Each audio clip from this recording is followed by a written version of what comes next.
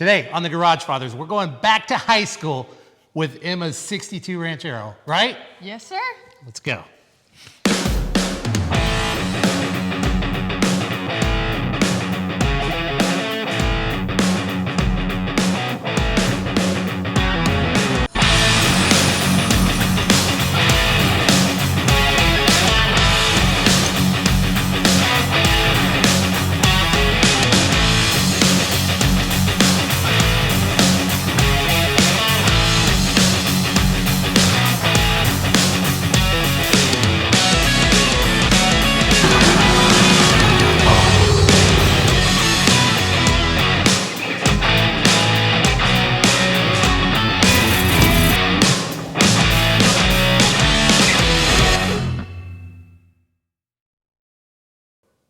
You know, the future of our hobby has never felt more uncertain to me than it does right now.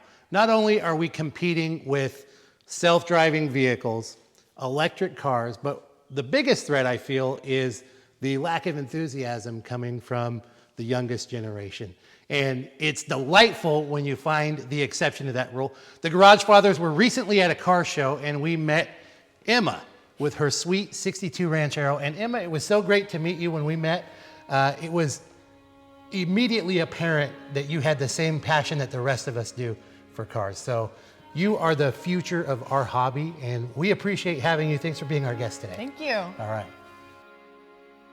In 2006, there was this movie that Disney released called Cars, and quickly, like I must have been 2 years old or younger, that was like my favorite thing, and I was obsessed with it.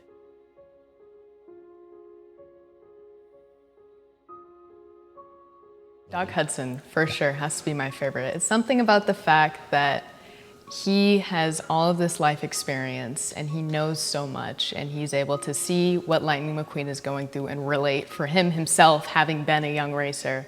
And he just has this aura of wisdom around him, and that's something that I look up to a lot, and trying to be, how can I inspire other people to be like that as well?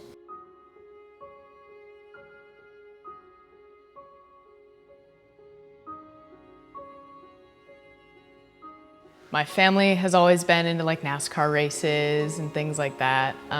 So growing up in that environment, as well as my dad being very big in mechanics, and I always grew up with the fact that our family vehicles were a part of the family as well. They're just as important as everyone else because they get us places that we need to be. And so growing up and with my dad's truck, her name's Charlene, the 96 F-250 diesel, that really instilled in me that they're more than just a vehicle, it's a part of a family. So I kind of grew up thinking like, all right, when's my turn? When am I gonna be able to add to this and take care of something?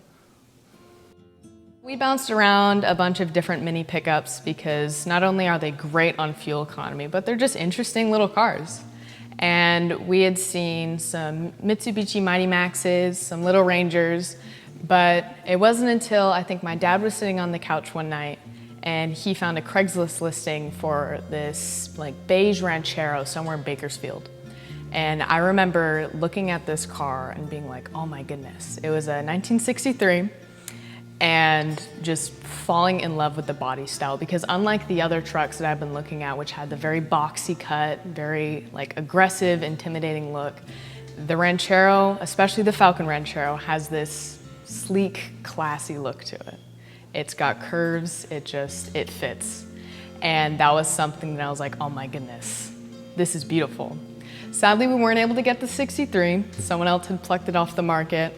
And there were some other ones that we had looked at. But definitely you could feel the fact that this is something that there's not many of.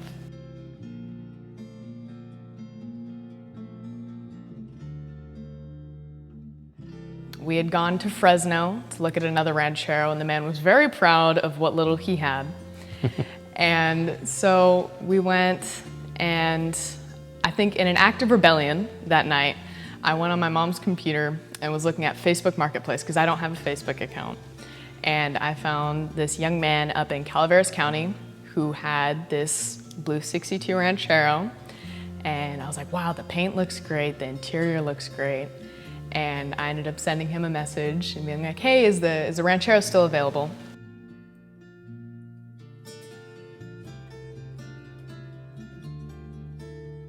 my dad, my grandpa, and I all went up to Calaveras County. We checked out this truck. The young man had it listed for $4,500. And we were there and we looked at the truck. The fact that it started up right away, it drived, brakes worked, everything seemed to be in drivable order. It wasn't until we realized that there was no thermostat, there was no brake lights, there was no, oh man, what else wasn't there? We ended up taking it home for $3,400. Wow. The young man was very impressed by the fact that I was younger and I did seem very passionate, and I am very passionate about these vehicles, and he really liked that. So we ended up driving it home, having our own adventure.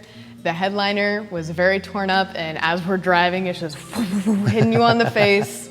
And it was definitely an adventure, and getting it home, and I think seeing the looks on my parents and my family's faces of like, oh wow, this is Emma's new car. That's awesome. Now, did you already have your driver's license at this point? At this point, I only had my learner's permit, so I could only drive with an adult in the car, and also I did not know how to drive a manual. It is a 3-on-the-tree manual transmission, and the only one there who had some semblance of knowledge with manual vehicles was my dad. So he is the one that drove it home. Now that I have my license, driving it to school every day and going to FFA meetings as they come, every now and then getting back into my parents' car, I'll find myself looking for that third pedal, and I have to like pause and be like, wait, it's not there, we can go.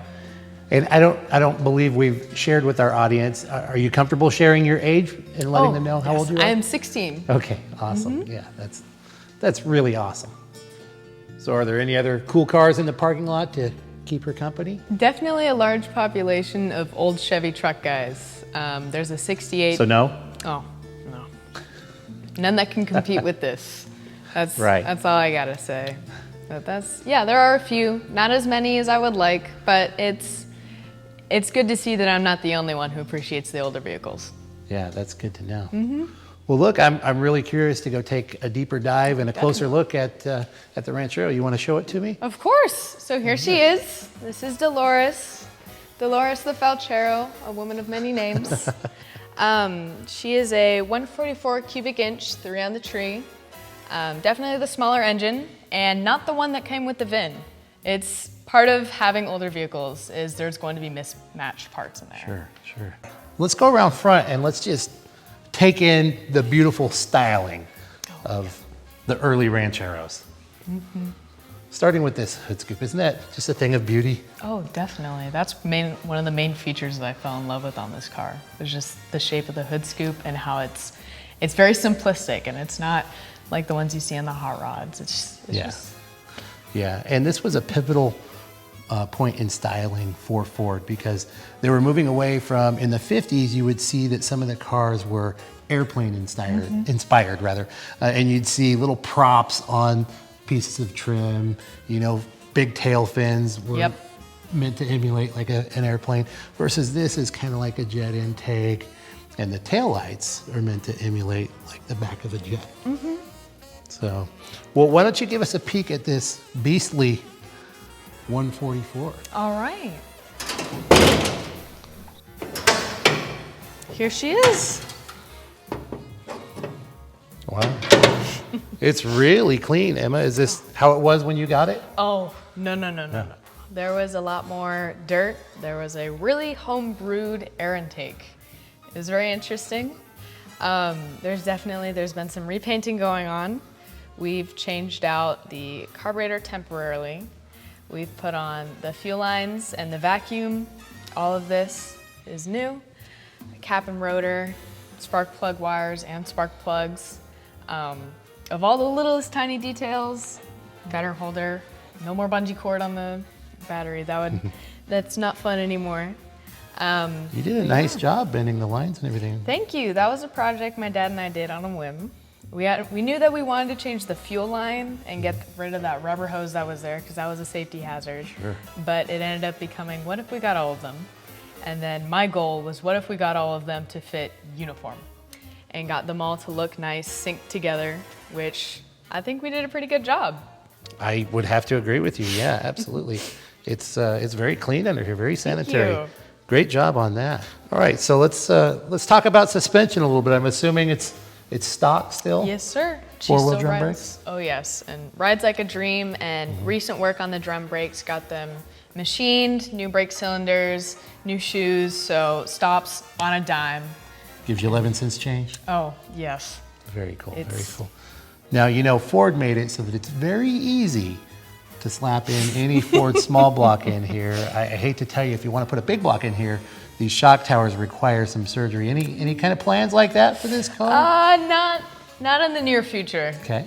You want to keep her stock and Oh, definitely. Stock and reliable. I Yeah. mean, I have no problem if I have to go a little bit slower as long as I'm able to get there to Yeah. and from. yeah, that's awesome. That's awesome. You know, I love the lines and the body lines in the side of the Falcons Definitely, and Rancheros. yet another feature that led me to fall in love with this vehicle because it does have those soft curves with the sharp lines. Right, exactly. That's what led me to love these cars too. And looks like there's not too much rust really to worry about from what we can see here. Not really. There's definitely some areas that I need to go through and patch up on the interior, but Let's take a for look. the most part, of course. Here we are. Looks like you've got a nice pleated seat in there. Oh yes. there's Comfy for you? Very. Oh my goodness. Nap times during lunch, the bomb. And you see a little bit of daylight. I've got some weight reduction going on. I like that. More- Yeah, weight reduction. More speed. It's not bad. But definitely something to go through, and with my shop class and knowledge that I have on welding is a project that I would probably be able to go through. So you do some welding as well. Of course. Wow, that's really awesome. Have you done any welding on this car yet? Not yet, but I'm really excited to. Okay, awesome. I love the dashboard on this thing too. It just kind of ties in with the style with your yes. two little risers up on the dashboard. The gauge cluster on there is not the original one that was in there when we took it home. There were some issues with the speedometer and some other things, and it was fogged up. There were a bunch of scratches, so we went through and we found one online and went through, switched that out, and You went through all that spaghetti back oh there. my goodness, it's crazy. Yeah, pretty intimidating, isn't it? New shift collar, and then light switch, ignition switch also have been swapped out. And new Bluetooth radio, which is very helpful. I was gonna say, it looks like you've got some tunes. What are the tunes of choice when you're driving out? Well, it depends. It changes from day to day. Sometimes it's Fleetwood Mac. Sometimes I'm listening to some Dean Martin, and Nice. it varies. Very cool, very cool. And another thing that's not very common in older cars is the glove box is actually there and works and holds gloves. So wow. there it is. Very handy for cold mornings. You know, everything I put in my glove box just ends up on my floorboard. Yeah, well, it's very helpful. Works. Does what I need it to. And then I see you've got some custom door panels here. Oh, Where'd you get those? So the ones that were on there when we bought the vehicle were very sad. They were stock, the two-tone black and white, and while they were beautiful, there was just way too much stretch in the vinyl for them to be salvaged, and I just don't have the money to order new ones. So my dad and I ran to Home Depot, picked up some thin board, and then went to Walmart to pick up some like leather fabric. This was the one that I saw, and I was like, yeah, that looks pretty neat. Went home and just glued them together, cut them out, and slid them in. Very cool, very cool. You guys did that yourselves. That's awesome. Yeah, I love the diamond stamps here in the rocker. Oh, it's the sill small cover. details that make everything. Isn't it great? And I really like that you've incorporated your passion for the movie cars Oh, with yes. with your Rusty's. Rusty's bumper ointment, Yeah, right there. Proud right supporter there. of their brand. Yeah, And it then seems to have done well for your Oh, bumper. yes, definitely. Would recommend. And then a little warning for the people who do trail behind me and think that it's fun. Sit there. I'm not going to speed up. Just have patience. Go around me. Yeah, very good. And does the tailgate come down? Yes, it does. Okay. And how many tailgate parties have you had so far? On None this so far, but I do have plans. thing? Okay, very cool. Very cool. All right. I really love this. This was a little addition that my sister put there without me noticing. I came out one day and I was like, oh my goodness. She said that it fixed the boo-boo. It's hilarious. So, yeah. I don't even see the point in fixing it, to be honest with you. All right, guess what, Emma? What? It looks like we're at my favorite part of the episode, which is where we get to stop talking about the car and get out and drive the thing. Of course. Now, before we do that, I do have to mention that for those people who are watching at home, you should be liking and subscribing to the Garagefathers YouTube channel. And as we go out and drive these things, you got your driving gloves with you? Oh my God, what the?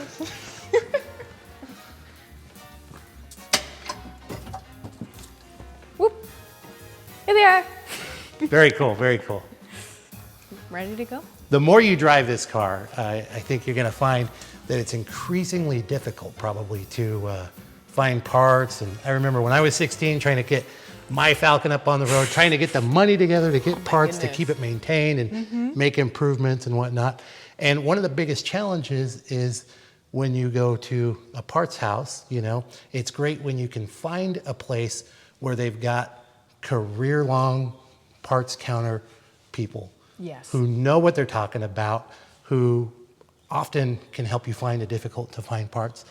And that's why very often we use Napa Auto Parts here in Exeter or in Woodlake. And it's owned by a very cool guy named Craig that we have a great relationship with. And we told him a little bit about you. And we told him, hey, you know what? We'd like to start an account for Emma.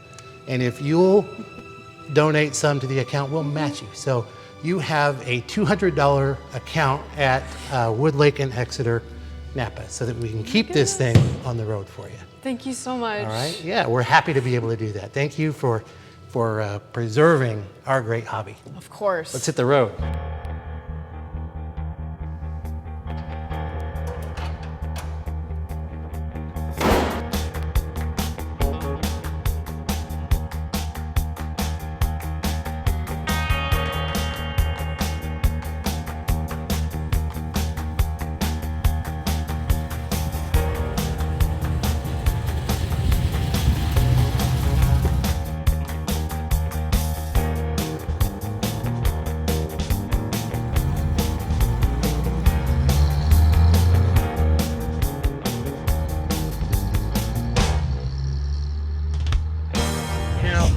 Having just recently learned not only to drive, but to drive a manual, and not only a manual, but a 3 on the tree. Yes.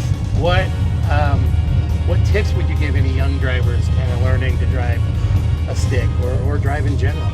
So, first introductions to it, you know, the way I did it, first gear was the toughest. And I feel like it's always going to be, because that's that first bite and your first little taste of getting it rolling. High school parking lot, going in circles. You know, don't try to get it completely in gear. Learn how to use that half clutch. And your biggest challenge is going to be getting it not to stall. But if you just keep chasing it in circles, I think, leaving it like you feel it start to die. Nope, little more gas, a little less clutch.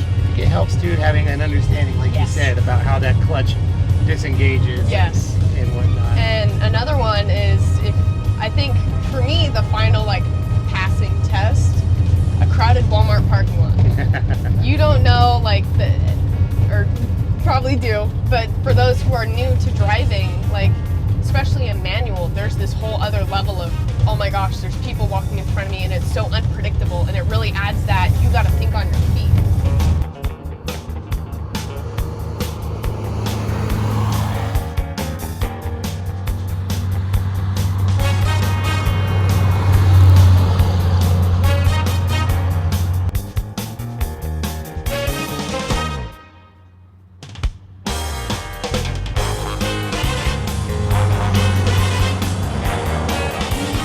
So simple, and most of this I can go through and do by myself. Yeah. And so that's why working at home with Dad, it's pretty, he stands back and goes, oh, just do that. Right. Point, he's like, there you go. I'm like, all right.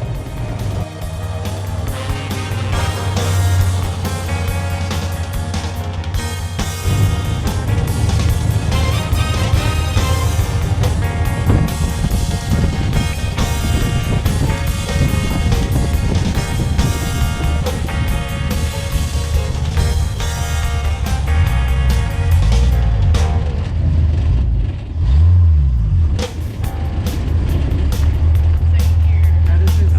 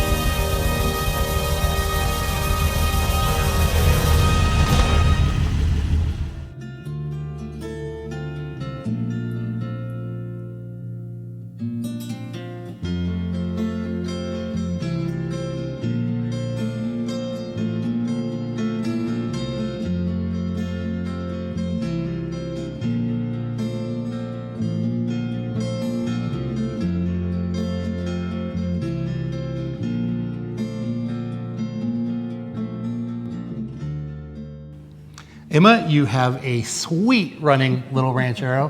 Thanks for letting me drive it, and thanks for coming in and being our guest. Thank you. Yeah, no, absolutely. And thank you again to Craig. We can't thank you enough to Craig from Napa, Exeter, and Woodlake, California stores. You know, he's owned that place for 25 years. He recently doubled his square footage, which means he's got way more room for parts, and he's doubled the inventory. So often we find that he's got everything we need in stock. And if he doesn't, he typically can get it for us by the next morning. So. Oh my goodness. Thank you so much. It will be put to good use. Definitely.